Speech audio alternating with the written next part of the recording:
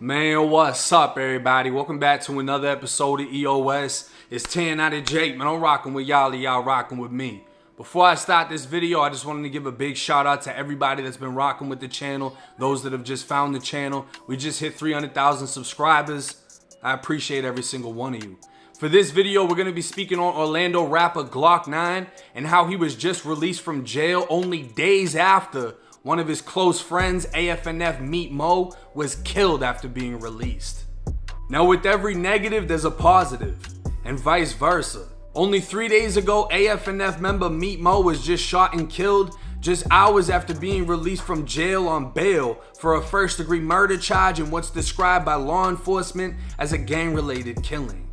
Afnf and the rival 438 have made back-to-back headlines throughout the past few months over numerous shootings and killings.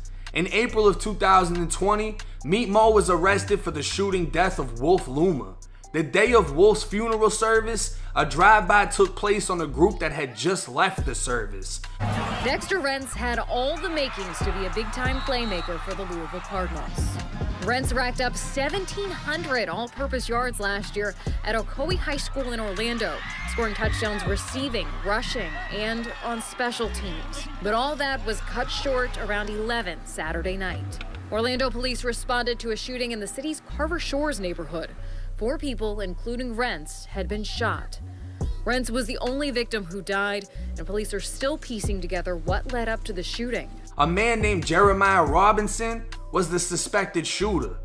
July 7, 2020, Van Sean Smith, who's described by police as the second in command of the 438 gang, had just stepped outside of a home in the Pine Hills neighborhood of Orlando.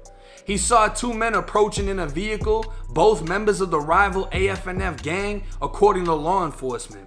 The passenger in the car rolled the window down and started shooting. Van Sean grabbed a rifle, fired back, and struck the passenger, Jeremiah Robinson, in the back of his head. He died in the hospital days later. This was the 3rd death tied to the gang dispute, and the man who was driving the vehicle was charged with a felony murder for committing a crime that resulted in his own friend's death. That same month, Glokk Nine would be charged with 5 attempted murders for allegedly shooting up Orlando rapper Cutum Reese's house. Reese's mom would go on to tell police that the 2 rival rappers are cousins, according to police reports. August 5th, a 14-year-old was shot and killed in a drive-by.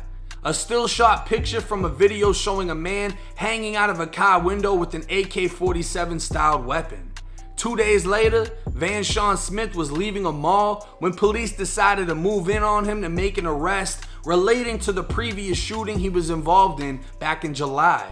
Van Sean surrendered, but a man with Van Sean took off running and was shot and killed by one of the officers.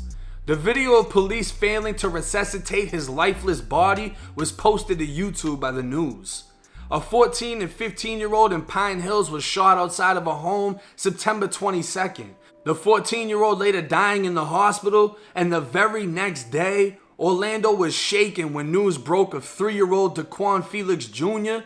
being killed after a witness saw 2 cars pull up back to back with men hanging out of the windows opening fire on a home. The 3-year-old was fatally shot in the head.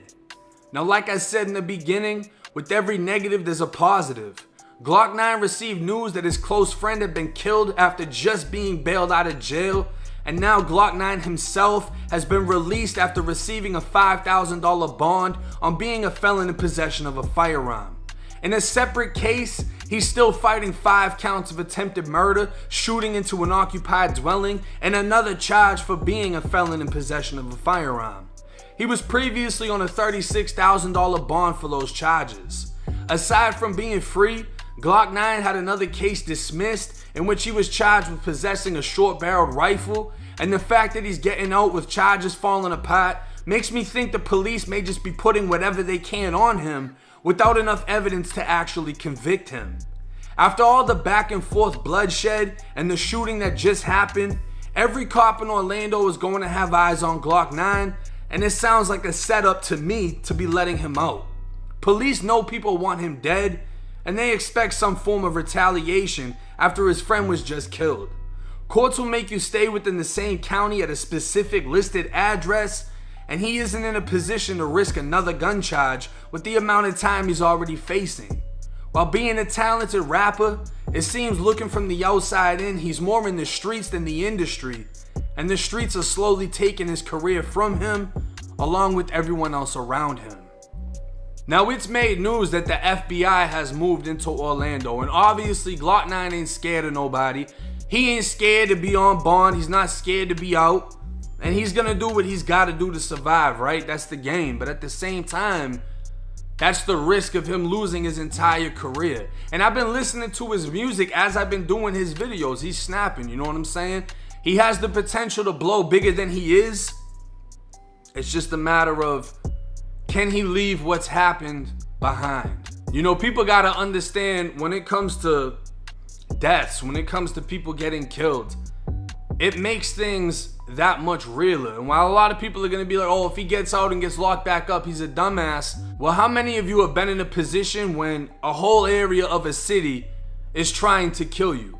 And you know this because people in your circle have died under the same circumstance. And nothing is one-sided. It's not like Glokk 9's a victim. He's taking losses, the other side's taking losses. This is the continuous cycle. What is rare is for somebody to break out of that cycle. And when you're dealing with people that literally have millions, it's like, why beef? I understand it, but I still ask the question, why still do it?